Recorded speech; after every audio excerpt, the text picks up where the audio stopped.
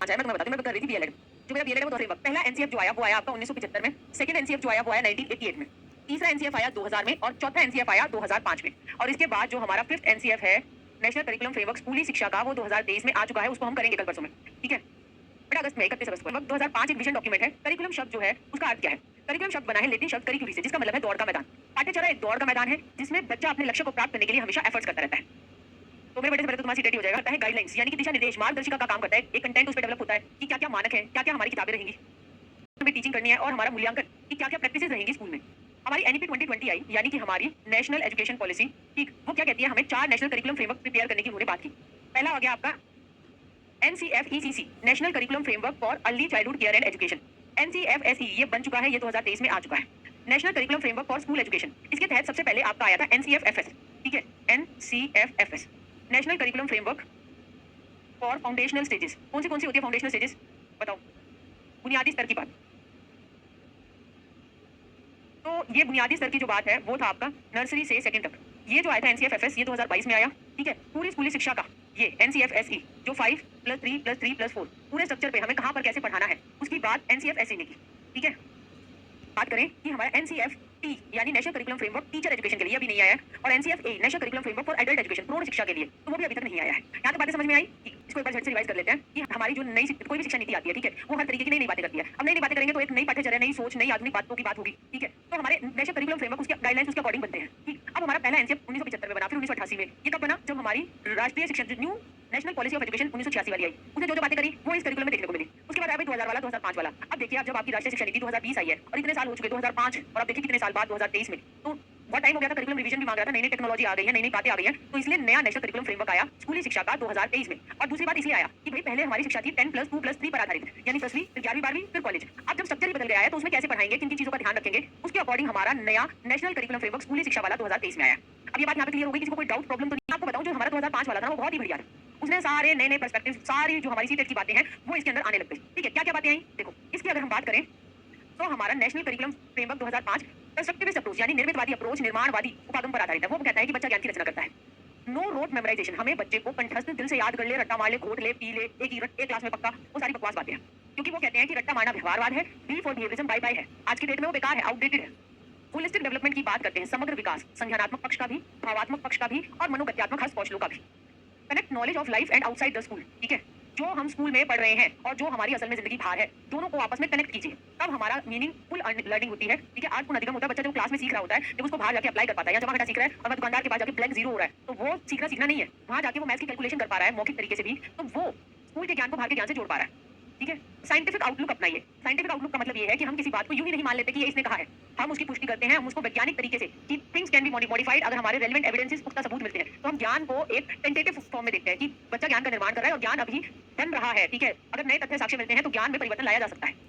No exam based learning. दूसरी बात ये, जो हमारा NCF 2005 आया, उसने ये बात बहुत कही कि भाई बोर्ड की परीक्षा का बहुत डर हुआ हो रहा है भाई, ठीक है। तो भाई हमारा सिर्फ पेपर के लिए पढ़ाना, उस चीज के लिए हमें पीछे पड़ने की कतई जरूरत नहीं है, ठीक है। तो सिर्फ एग्जाम के लिए पास करना वो है छोटी बात, ठीक है। करके सीखना, उस पर बल देने की बात की। वेरी गुड प्रिया जी, वो अभी मैं करा देती हूँ, ठीक है। 5 गाइडलाइन प्रिंसिपल्स देख लेते हैं, ठीक है। 1 2 3 4 5। पहला है कनेक्टिंग नॉलेज और to life outside the school, जैसे मैंने आपको बताया पहला कि भाई जीवन को बाहर के जीवन से जोड़ो।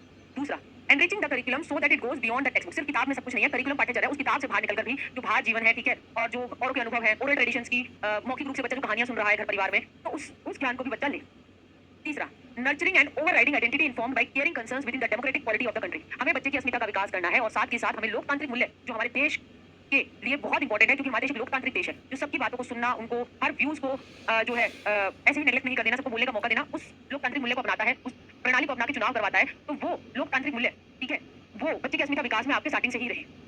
चौथा, making examination more flexible and integrate them with the classroom life, यानी थोड़े लचीले परीक्षाएं हो, सिर्फ पेपर पेंसिल टेस्ट वाले ना हो, प्रोजेक्ट भी हो, ओरल असाइनमेंट, पावर पॉइंट, ठीक है। और जो हम स्कूल में पढ़ा रहे हैं, जो क्लासरूम में पढ़ा रहे हैं, उसे डेली लाइफ से कनेक्ट करके पढ़ाइए, मतलब कि साथ के साथ रचनात्मक आकलन पर बल दिया है कहीं ना कहीं इस पॉइंट पे। पांचवा, ensuring that learning shift away from road method. भाई इस बात का ध्यान रखिए कि रट्टा मार से पढ़ाई हो जाए भाई, दूर रट्टा मार दूर दूर। तो ये 5 मार्गदर्शिका प्रिंसिपल है, बहुत इंपॉर्टेंट है, बार-बार पेपर में आते हैं, ठीक है।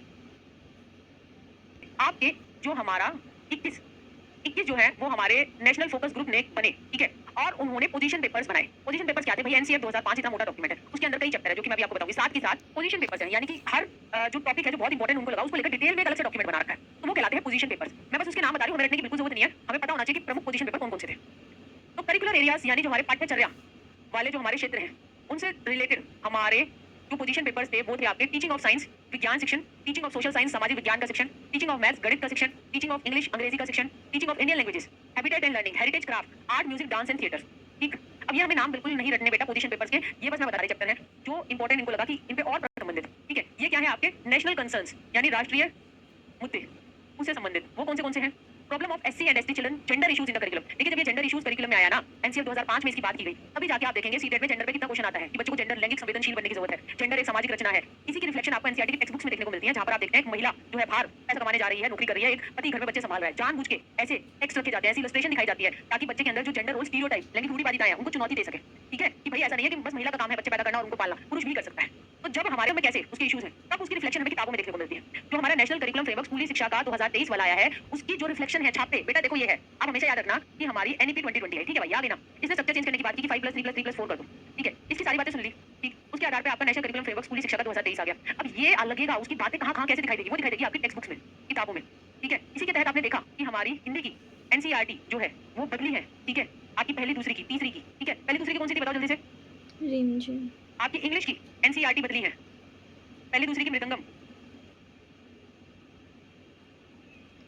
ठीक, तीसरी की जो है यहाँ पे संतूर, ठीक, यहाँ पे हो गई तीसरी की बीना, और पहली दूसरी की कौन सी है? सारंगी, वेरी गुड, सारंगी। ठीक, ऐसे ही आपकी मैथ्स की किताबें बदली हैं। तो ये किताबें क्यों बदलती हैं? ये किताबें इसलिए बदलती हैं क्योंकि यहाँ पे हमारी पॉलिसी बदल गई भाई, उसके आधार पे आपने करिकुलम फ्रेमवर्क निकाल दिया। उस सोच को कहीं तो लगाओगे, किताबों में तो लगाओगे, किताबों में लगाओगे तो किताबें बदलनी पड़ेगी। जो पुरानी किताबें थी रिमझिम जो थी वो एनसीईआरटी 2005 की अनुशंसाओं पर आधारित थी, वहाँ पे उसकी बातें उसके रिफ्लेक्शन दिखाई दे रहे थे। इन लोगों ने इतना पैसा लगाया, इतनी चीजें करी हैं, तो भैया वो किताबों में भी तुम नाम वगैरह आए, कुछ तो नया करेंगे, है ना? समझ गए? चलो ये बात क्लियर हो गई। हाँ, मैथ्स की किताबों का नाम देखिएगा, पहले मैथमेटिक्स थी, अब मैथमेटिक्स नहीं है, गणित का जादू नहीं है, पहले दूसरी में वो भी बदल चुकी है।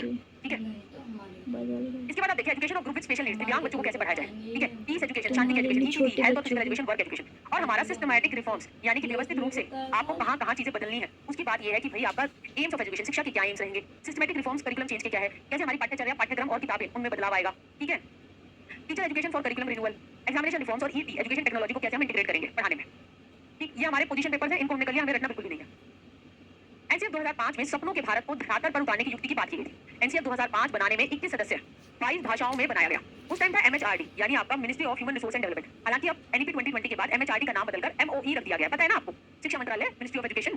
प्रोफेसर यशपाल की अध्यक्षता में विद्वानों ने एनसीएफ 2005 तैयार किया। ये प्रोफेसर यशपाल वही हैं जिन्होंने आपका 1993 में लर्निंग विदाउट बर्डन यानी अधिगम बिना बोझ के एक रिपोर्ट पेश की थी। इन्होंने कहा था कि भाई बोझ दो तरीके का होता है। ठीक है, जैसे मान लीजिए ये बोझ है, ठीक है, ये बोझ दो तरीके का है, एक तो है भाई पुराने वाला बस्ता बना देते, पहले ऐसे बस्ते हुआ करते थे ना। ठीक है, और एक है भाई ना समझ आने का। एक होता है भाई शारीरिक बोझ यानी कि आप बच्चे के कमर पे बहुत भारी जो है बस्ता टांग देते हैं। ठीक है, वो है शारीरिक बोझ। एक होता है भाई मानसिक बोझ। ठीक, हाँ, ये फर्स्ट क्लास में, हाँ भाई ये फर्स्ट क्लास में भारी भारी बस्ते हैं और भाई दिमाग में ये कि समझ में नहीं आ रहा। आपको पता है बच्चा ड्रॉप आउट क्यों करता है, बच्चा स्कूल क्यों छोड़ता है? जब उसे स्कूल में चीजें समझ में नहीं आती। शारीरिक बोझ फिर भी उठाएगा भारी बस्ता, मगर जब चीजें पल्ले नहीं पड़ती ना, अगर आपको मेरी क्लास में चीजें समझ में नहीं आएंगी ना तो मैं ज्यादा देर तक आपको किसी प्रलोभन में नहीं मान सकती। और चीजें जब समझ में आने लग जाती है तो बड़ा रस आता है, उनमें बड़ा लिंकेजेस बनते हैं कि ये चीज ओह ये तो इससे भी जुड़ा हुआ है। वो जो कनेक्शन है वो है असली अधिगम।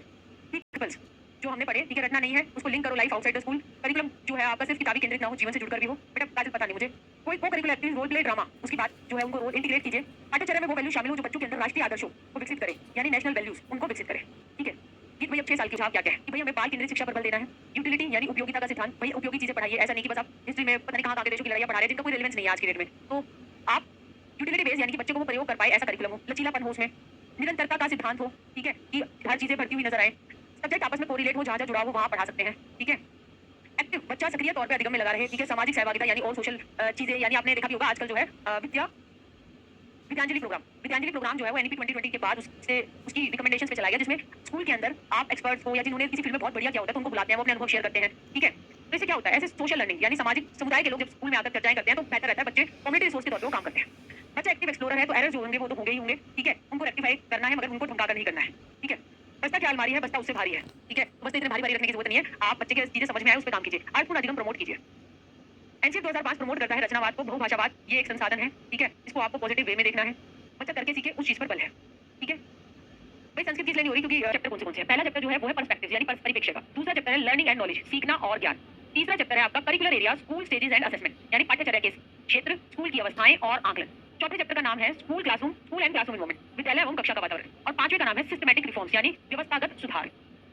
ये आप देख सकते हैं, एक बार क्वेश्चन भी आया है। ठीक है, हाँ बेटा लिखा था सभ्यता और प्रगति, वहां से हमारी एनसीएफ 2005 की प्रस्तावना ली गई है, सुन लेते हैं उसको, बहुत अच्छी तरीके से लिखा है। जब मैं बच्चा था तो छोटी छोटी चीजों से अपने खिलौने बनाने और अपनी कल्पना में नए नए खेल इजाद करने की मुझे पूरी आजादी थी। मेरी खुशी में मेरे साथियों का पूरा हिस्सा होता था, बल्कि मेरे खेलों का पूरा मजा उनके साथ खेलने पर ही निर्भर करता था। एक दिन हमारे बचपन के इस स्वर्ग में व्यस्कों की बाजार प्रधान दुनिया से एक प्रलोभन ने प्रवेश किया। एक अंग्रेज दुकान से खरीदा गया खिलौना हमारे एक साथी को दिया गया। वह कमाल का खिलौना था, बड़ा और मानो जैसे बिल्कुल सजीव। हमारे साथी को उस खिलौने पर घमंड हो गया और अब उसका ध्यान हमारे खिलौने में इतना नहीं लगता था। वह उस कीमती चीज को बहुत ध्यान से हमारी बहुत से दूर रखता था, अपनी इस खास वस्तु पर इकलाता हुआ। वह अपने अन्य साथियों से खुद को श्रेष्ठ समझता था क्योंकि उनके खिलौने सस्ते थे। मैं निश्चित तौर पर यह कह सकता हूँ कि अगर वह इतिहास की आधुनिक भाषा का प्रयोग कर सकता तो वह यही कहता कि वह उस हास्यास्पद रूप में श्रेष्ठ खिलौने का स्वामी होने की हद तक हमसे अधिक सभ्य था। अपनी उत्तेजना में वह एक चीज भूल गया था, वह तथ्य जो उस वक्त उसे बहुत मामूली लगा था। इस प्रलोभन में एक ऐसी चीज खो गई है जो उसके खिलौनों से कहीं श्रेष्ठ थी। क्या थी वो? एक श्रेष्ठ और पूर्ण बच्चा। उस खिलौनों से महज उसका धन व्यक्त होता था, बच्चे की रचनात्मक ऊर्जा नहीं, और न ही उसके खेल में बच्चे का आनंद था, और न ही उसके खेल की दुनिया में साथियों का खुला निमंत्रण था।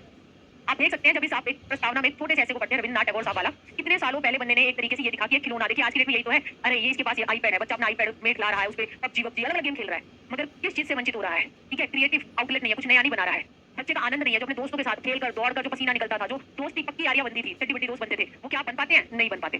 तो वो रिफ्लेक्शंस एक छोटे से ऐसे में आज की डेट में कंटेम्पररी सिचुएशंस में भी, समकालीन स्थितियों में भी ये बिल्कुल फिट बैठता है। तो इसलिए कहते हैं ना कि जो हमारे कवि या लेखक होते हैं वो विजनरी होते हैं, यानी वो आगे तक का सोच कर लिख पाते हैं। तो बहुत विजनरी जो है ये हमारे बहुत अच्छे इंडियन थिंकर ही हैं टैगोर साहब, तो इन्होंने कितना अच्छा लिखा। ठीक है, एनसीएफ 2005 में हम टीचर के रोल की बात करें तो भाई वो एक फैसिलिटेटर है, सुगम करता है। ठीक है, आप कितने साल के हैं? चलिए,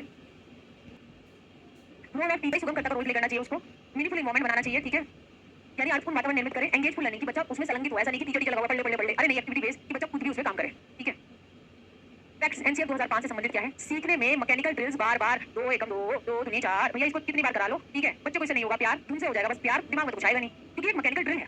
ठीक है, क्योंकि इसमें बच्चे कुछ ज्ञान कि 2 चीज थी, अच्छा ये 2 और जोड़ती को ये 4 हो रहा है। ठीक है, तो वो नहीं बन पा रहा है, तो ये तो व्यवहारवादी जैसा हो गया।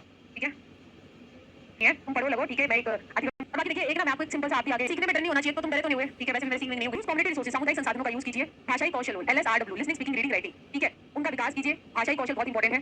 टीचिंग मैक्सिम्स यानी कि नोन से अननोन, सिंपल से कॉम्प्लेक्स, सरल से जटिल, ठीक है, और पूर्ण से अंश की ओर, इन सारे चीजों का यूज कीजिए। मूर्त ठोस वस्तुएं दिख रही है। ठीक है, ठोस वस्तुएं देखिए, ठोस वस्तु का मेरे घर में ठोस वस्तुएं जगह जगह पर आपको ठोकर खाती मिलेंगी की कृपा से। अभी दुनिया भर की ठोस वस्तु है, वो जोड़कर नया नया कुछ बना सकती है। ठीक है, पूरा मूर्त कॉन्सेप्ट बाद में हम सिखाएंगे। ठीक है, ठोस वस्तु में ठोस कंघी भी रखी है बंदी ने। ठीक है, इसका शीशा डोंट डू मॉरल टीचिंग, बच्चे को ना मॉरल टीचिंग देने की जरूरत नहीं है कि ये कर लो, ये शिक्षा मिलती है, ये ज्ञान मिलता है, वो अपने आप ज्ञान बना लेगा। ठीक है, इंक्लूसिव समावेशी कक्षा कक्ष बनाइए जहाँ पे सभी बच्चे दिव्यांग जन भी एक रेगुलर स्कूल में पढ़ रहे हैं और उनके साथ हाई बेचारे वाला ट्रीटमेंट नहीं हो रहा है, उनके लिए रिसोर्सेज, संसाधन और एक सकारात्मक सोच के साथ उनको वहाँ पे सम्मिलित किया गया। बहुत अच्छे वाक्य लिख रही है अभी निकिता गुप्ता, ये हमने गाइडलाइन प्रिंसिपल कर लिए। प्रोजेक्ट मेथड से लर्निंग हो, किला पेट्रिक ने कहा था, करके सीखे, प्रॉब्लम सॉल्वर बनाओ। Chapter 2 learning and knowledge, different teaching methods का प्रयोग कीजिए, पढ़ाने के लिए तकनीक का प्रयोग करें, को करिकुलर एक्टिविटीज कराई जाए, बच्चों का ओवरऑल डेवलपमेंट हो, शारीरिक विकास, संज्ञानात्मक विकास, सामाजिक विकास और इमोशनल यानी संवेगात्मक विकास। क्रिटिकल थिंकिंग, समालोचनात्मक चिंतन यानी पॉजिटिव नेगेटिव एस्पेक्ट्स और चीजों पर अपना मंतव्य स्थापित करना, समस्या समाधान करता बच्चा बने। ईवीएस को पढ़ाइए इंटीग्रेटेड फॉर्म में, कल्पना और मौलिकता, क्रिएटिविटी, नोबलपन को बढ़ावा दीजिए, टीचर सुविधा करता हो, मल्टी स्टैंडर्ड क्लासेस हो। चैप्टर 3 प्री प्राइमरी में मातृभाषा में शिक्षण देने पर बल किया गया है और 3 लैंग्वेज फॉर्मूला जो कोठारी आयोग ने दिया था, ठीक है, उसको जारी रखने को कहा गया है। चैप्टर 4 में कहा गया कि 35 मिनट का पीरियड हो, टीचर को 45 मिनट का रिलैक्सिंग टाइम हो, 200 वर्किंग डेज हो प्राइमरी में। चैप्टर 5 में कि पेन पेपर काफी नहीं है आकलन के लिए, हमें मल्टीपल असेसमेंट का यूज करना चाहिए, पूरे साल हमें रचनात्मक तरीके से अलग अलग गतिविधियों के माध्यम से बच्चे का आकलन करना चाहिए। ओपन बुक टेस्ट ये क्या होते हैं कि मुक्त और खुला किताब रूपी परीक्षण। इसमें भाई देखो, इसमें सिंपल फैक्चुअल क्वेश्चन नहीं पूछे जाते जो कि आप किताब से उठाकर टेप कर लिख सकते हो, इसमें सोच पे आधारित, चिंतन पे आधारित, अपना मंतव्य स्थापित करके लिखने पर आधारित ऐसे प्रश्न होते हैं। किताबों को तो बस वो रेफर कर सकता है कि अच्छा ये बात है, मगर बात अपनी लिखनी होती है। ठीक है, स्तर और व्यापक मूल्यांकन का बल देने की बात की गई है। एनसीएफ 2005 के विषयों से संबंधित सुझाव। भाषा, बच्चों के पास अपनी स्वयं की भाषा होती है, इन्हीं क्षमताओं से परिवार तथा आसपास के लोगों से इंटरेक्ट करता है। और एक होता है LAC, language across the curriculum, यानी समूची पाठ्यचर्या में भाषा पसरी पड़ी है। भाई इसका मतलब सिंपल सा यूं है कि अगर आप SST पढ़ाते हो, साइंस पढ़ाते हो, मैथ्स पढ़ाते हो, वो किसी न किसी भाषा में तो लिखा होता है ना जिसमें आप उसको पढ़ाते हो। अगर आप साइंस पढ़ा रहे हो और इंग्लिश मीडियम में लिखी हुई है, तो कहीं ना कहीं इंग्लिश भी तो बच्चा साथ साथ सीख रहा है साइंस के कॉन्सेप्ट के साथ। SST पढ़ा रहे हो, हिंदी माध्यम में लिखी हुई है, तो हिंदी के नए शब्द, शब्दावली, सामाजिक अध्ययन के कॉन्सेप्ट के साथ साथ भी बच्चा सीख रहा है ना, तो भाषा तो है ना वहाँ पे, तो भाषा सारे की पसरी पड़ी है। ठीक है, फैली हुई है, वो कहलाता है LAC। भाषा शिक्षण को केवल भाषा की क्लास तक सीमित न रखा जाए, बल्कि यह प्रयास किया जाए कि विज्ञान में गणित की कक्षाएं भी भाषा की कक्षाएं हैं। ठीक है, गणित, बच्चे गणित से डरे नहीं, मैथ्स फोबिया। कोई ये बोलता है कि मुझे हिंदी जो है मतलब ऐसे गर्व से बोलेगा मेरे को तो हिंदी से बहुत लगता है, हिंदी तो ये है। मैथ्स में बड़ा कॉन्फिडेंट होकर इंसान चालू हो गया, भाई मुझे मैथ्स से बहुत लगता है, मुझे मैथ्स फोबिया है। क्यों बोल पा रहे हैं इस तरीके से? क्या है ऐसा मैथ्स में कि भाई लोगों को समझ में नहीं आता? बात यह है कि मैथ्स जो है अमूर्त प्रकृति का है। भाषा में आप बोलेंगे बिल्ली, हम एक चित्र दिखाते हैं बिल्ली का, एक बिल्ली पकड़ लाएंगे, ये देखिए है बिल्ली, EVS में भी दिखा देंगे। मैथ्स में एक नंबर कहां से पकड़ कर लाएं? एक नंबर को दिखाने के लिए मैं ठोस वस्तु से ये भी एक है, मेरी चोटी भी एक है, ठीक है, मेरा नाक भी एक है, ठीक, तो हम बहुत सारी चीजों से एक कॉन्सेप्ट बनाते हैं एक का, तो वो अमूर्त है। तो इसलिए मैथ्स और मैथ्स में देखिए एक चीज दूसरे से जुड़ी हुई है, जमा नहीं आएगा भाई गुना नहीं आएगा, सिंपल है। अब ऐसा नहीं है स्किप कर दो, छोड़ो, इससे काम बन जाएगा। तो मैथ्स इसलिए बच्चों के लिए मुश्किल हो जाता है और भाई उसको डेली लाइफ में प्रयोग होता हुआ देख नहीं पाते। तो और डर, मेरी बहन की बेटी है, बहुत अच्छी तरीके से इंग्लिश में सब बढ़िया करती है, जैसे कल उसका मैथ्स का है, नानी मुझे तो डर लग रहा है मैथ्स पेपर होगा ही खराब, मतलब आज दोपहर से मैं जब से वो ये एक ही गाना गा रही है, गीत का भी मैच का पेपर है कल, उसको कोई लेना देना नहीं है, वो अपने खिलौने दिखाने में लगी हुई है। हमें देखिए बच्चे का डर निकालना पड़ेगा और ये डर एक बार बैठ जाता है तो फिर बार-बार उनकी जो परफॉर्मेंस होती है उसमें वो प्रेशर पड़ता है। बच्चे गणित का आनंद उठाएं तो गीत को भी गणित का आनंद उठाएंगे हम, असली का सवाल है। सूत्रों को रटवाना नहीं है, ठीक है, महत्वपूर्ण गणित सिखाएं। सामाजिक विज्ञान लक्ष्य है स्टूडेंट्स में जानी पहचानी सामाजिक सच्चाई की क्रिटिकल थिंकिंग, समीक्षात्मक इंक्वायरी की दक्षता विकसित करना और इन सत्यों के बारे में क्वेश्चन करना। सामान्य विज्ञान एनसीएफ 2005 में बच्चों को विज्ञान संबंधी ज्ञान का होना आवश्यक होता है, जिसमें फिजिक्स केमिस्ट्री बायो आती है, इन सभी विषयों का जाना होना आवश्यक है। ये सभी जो है बच्चे की कॉग्निटिव डेवलपमेंट करती है। ठीक, रिकमेंडेशंस क्या क्या है कि भाई बाल केंद्रित शिक्षा हमें बढ़ावा देना है, बोझ नहीं बढ़ाना, क्रिटिकल थिंकिंग को, बच्चे के अनुभव बहुत इंपॉर्टेंट है, उनको यूज कीजिए और हमें चीजों को रटवाना नहीं है। ठीक है, इतना ही एनसीएफ